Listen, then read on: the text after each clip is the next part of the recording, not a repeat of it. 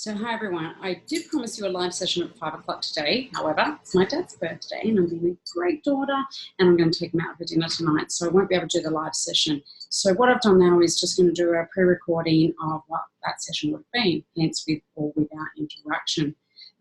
But what I want to cover off on quickly is the last session we did was talking about types, traits and types. So remember that I don't want people to get bogged down in thinking that, well, this is who I am, I'm obviously the owl type, I'm obviously the peacock type, as a lot of those questions were generated were that we can have all these qualities or traits. They're characteristics that we can observe, okay? It's about behaviour.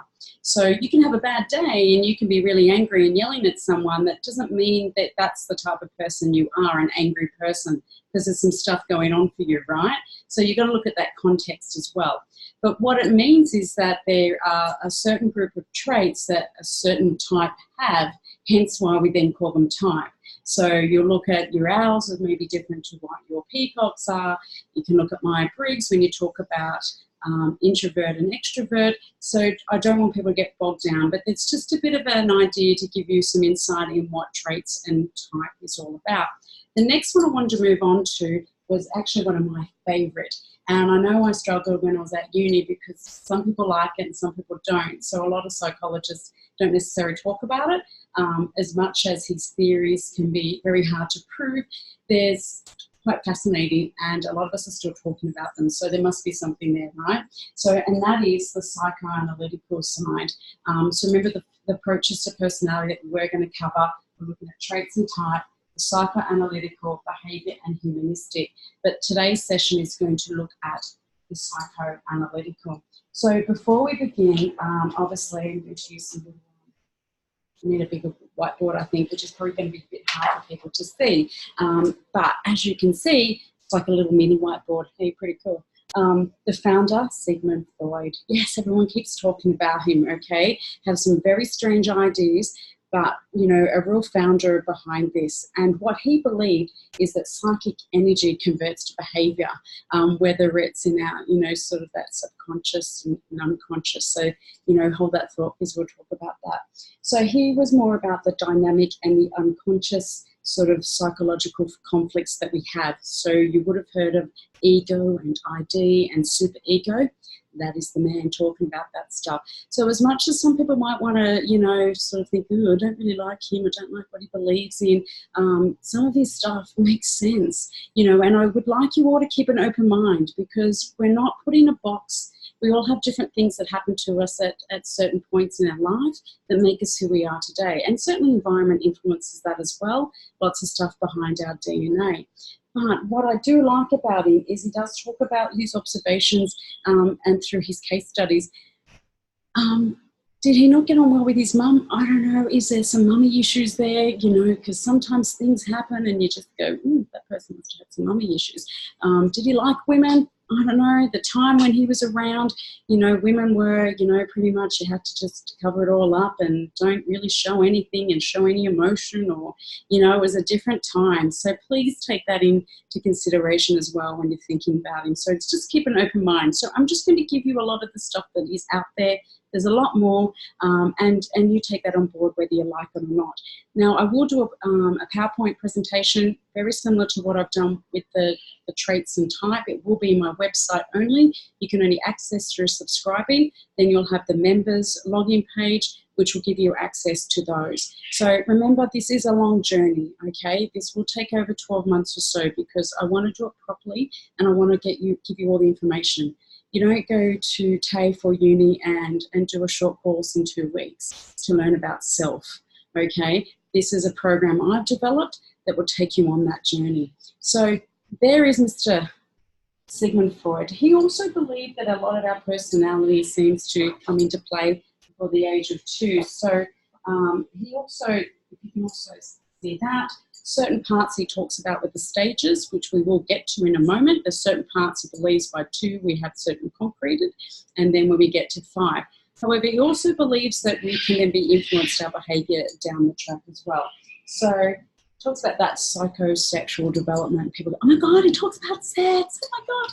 Really? No, he doesn't. But if you've got children, and I know when I was studying psych, I had very small little kids then, and I used to think, why is my son still sucking his thumb? He should be out of that stage before that thought, because it's fascinating. I really do believe it's fascinating. So when we move on to Sigmund Freud, he really talks about our conscious mind. So our conscious mind, as you know, is what we're aware of. This is the whole big thing, isn't it, about becoming self-aware, so we can tap in and find out what's going on for us. Because a lot of us can display all this stuff, which is what he observed through behaviour, and then he probably thinks, you know what, that's trapped inside.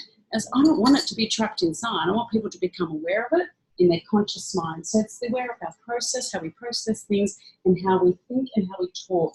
Now, he's very big on the unconscious. So he believes that in that unconscious mind, you know, that's where our feelings, our thoughts, what our desires are all hidden away that we don't really want people to know about, right? Ooh. Okay, so that's outside of our awareness, hence the self-awareness workshop. You know, sometimes you think, if I open up that can of worms, what will I discover? Who knows? So he's very big on that. So you would have saw this theory. Bring it up closer because it's my lovely drawing that I did earlier. It's the iceberg effect, okay? Now, if you think of this as an iceberg, it's not the best iceberg and it's probably not red, keeping it straight. But you've got to imagine a line straight across, so that's the water underneath. And then up the top is our conscious. It's only a little part of us because remember, that is what other people see. And it's also what we believe. So remember back at the conscious about the aware of the process, how we think and how we see. Okay, so very important. But underneath is the unconscious, our desires, our dreams, our feelings, all those type of thoughts that are left in there. So he talks about the three parts that you would have heard about. Ego. How many times have you actually heard someone say, wow, that's his ego talking, or that's his ID? He breaks it up into the ID, and I've just lost my iceberg, so sorry about that, back earlier. And you can see where he's broken that up into the main, the super ego, the ID, and the ego. It's like the super ego tries to keep everyone else in track. It does a hard time, really does.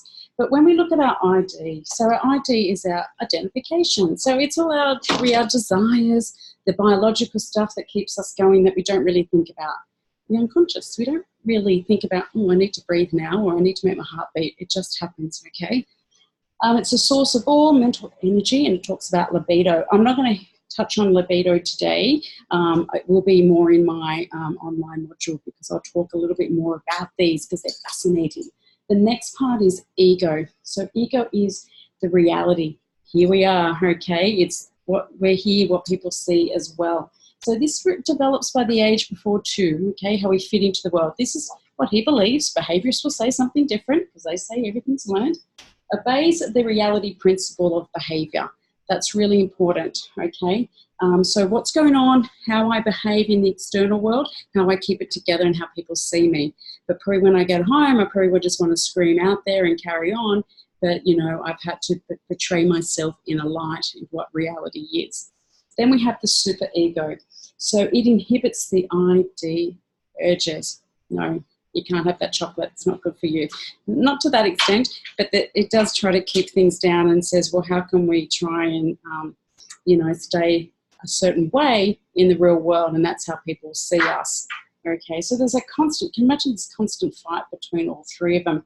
So it also looks irrational as far as the good and the bad. So it's like, well, that's bad, that's good.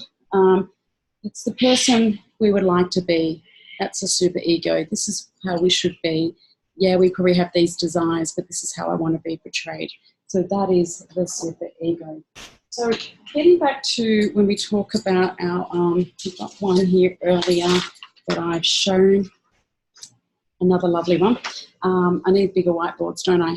But this will all be on a PowerPoint. So just in a nutshell, when we talk about those three, the ego is about, deals with reality. Then the ego then has to cope with the demands of the ID. Remember, the ID is the desires, the dreams, the I want to do this, I want to do that. It's like, shh, keep them down, don't worry about those. The ID seeks to fulfill the wants and dreams. That's what it wants to do. That's its role. Like, come on, let's do this. Whereas a super ego, to me, it's like the trying to keep everyone in check. The super ego tries to get the ego to act in an idealistic and moral way. So it's like, well, maybe you shouldn't do that because that's just not the standing of the way the world works. imagine this back in the time when he was around, okay? So those early times, you know, where the women were quite suppressed. So he was probably seeing women that were probably able to, you know, become self-aware and say what they desire. And, oh no, but women don't say that, not in this time. So can you keep an open mind there where that is and how he talks about that stuff? That fascinates me. So he talks about, when does the superego then sort of gets a bit tired? It's trying to keep up with all these challenges. So it's trying to, you know, not suppress, but it's trying to make sure that the ID, you know, that ego is still in check, and making sure that the ID is like, I know this is what you want, but really does this work in this world? So he came up with the terms of defense mechanisms. Now, I'm not really going to go into these, not in this short presentation, because there is a lot of defense mechanisms. This is when he talks about anxiety, I don't necessarily agree on. I don't agree on that part where anxiety is the yucky thing that we want to avoid. Most people probably think, well, that's true, Renee. I don't like anxiety and I'd like to avoid it. Really, we need to look at why anxiety is happening in the first place. But he really talks about, we have this defense mechanism that comes about, and we will either, you know, you look at other theorists that talk about mirroring behaviour. So that mirror behaviour is, I don't like it when that person talks really mean to people, but that may be a behaviour that I have. So in Sigmund Freud's words, it would be more like that that's something hidden down in that, you know, the unconscious, in the ID, where maybe something has happened at a certain point for you. So it can get really interesting, I call it, but it just gives you a bit of an insight into how they come about. So we will talk more about defense mechanisms because there's lots of them. So remember, defense mechanisms are like a conflict. If you want to avoid a really uncomfortable feeling, you're not really handling what's happening to you, or maybe in a situation that you might actually snap at someone, you might actually go away from that thinking, oh, hang on a minute, that wasn't quite right. And that's just why I want you to do this program, because this self-awareness will help you try to identify that. What's going on for you? What has happened? So the last part is talking about the stages. So he believes if you successfully get through the psychosexual development stages, then you will be, hopefully, a fine citizen of the world. Yes? So this is probably where people jump up and down and go, oh, I don't believe in all that sort of stuff. Hence, I'm not going to talk too much about it in this presentation. It will be covered a lot more detail in my PowerPoint presentation. But just a really brief sort of summary of the stages he talks about is oral, so that's 0 to 1. So remember, when you think you have a baby, the first thing they want to do is everything goes in the mouth, then, you know, on the breast as well when you breastfeed. Yeah, pretty much. Then the anal stage, that 1 to 3. So usually this is that period of time when a child learns for toilet training. So bear that in mind, because I'll talk more in detail about that. Then you've got the phallic stage, the 3 to 6. So when they identify with a certain object, I'm not going to say it with this PowerPoint, but I will say it in my presentation. Then the latency, that's 6 to 12. So then they start to identify. And then we've got our genital, so that 12 and plus. So hopefully then they've gone through that puberty stage and they're moving through. So you're probably thinking, you don't even know what you're really talking about. But if you really want to know more about that, then please just have, jump on my website, haven't already, inspiredtomotivate.com, subscribe, and you will be in, and you'll be hooked into the member stuff. And then, remember, this is a fairly new website for me. So by 6 months' time, can you imagine how much information is going to be there? It's going to be amazing. So I write a lot of this, I must admit, I write a lot of this stuff myself. It's my own research from my own training that I have done, and I want to get this across to you. So remember, it is only that one stage back here, those 4 parts of approaches to personality. It is looking at the psychoanalytical. So obviously the founder, Mr. Sigmund Freud, we still talk about him today. So if you're very in tune with a psychoanalytical, psychodynamic sort of counsellor, which I believe that I am, I'm not traditionally behaviourist. Now CBT, a lot of people are. I do believe it has a place, but I also believe that individuals are very different, and there's a lot of different things that go on for people. But just look at an example where if someone is still sucking their thumb when they're an adult, now for me, I'd be curious as to what was so, where you get out your little, for me, just in my mind as a counsellor, would be looking and going, okay, so mouth is oral, that's 0 to 1. What has happened during that time? And I'm not saying that something really has to happen to the child, even though they are talking about a lot of this, there's a lot of research and probably a lot more research to be done. But what other things were going on, maybe in the environment, you know, what had happened to that person, that child, you know, for sucking thumb? Is there something that goes back to that point? So a lot of people are really into that child development side, are quite fascinated about that. So that is the beginning part of, you know, looking at, well, as we grow, as we develop, do we, you know, he certainly believes that we have to go through these stages quite successfully to be quite, as I say to you, that, you know, what's moral, what's right as a human. But as I said, I find it fascinating. I wouldn't believe that everything's concrete in evidence, but it certainly is another tool that counsellors, psychs, coaches can use just to explore what might be happening, you know, what that behaviour is now that's occurring for that person. So I hope you enjoyed that session. Sorry that it's not live. I do like my live sessions, but as I said, please, this will be a presentation for in the next couple of days. We've just got to put it all together and yeah, listen to me through Zoom and we'll talk about it then. I hope those that have done the traits and type got a lot out of it as well. And remember, that was another part of personality. This is the second part.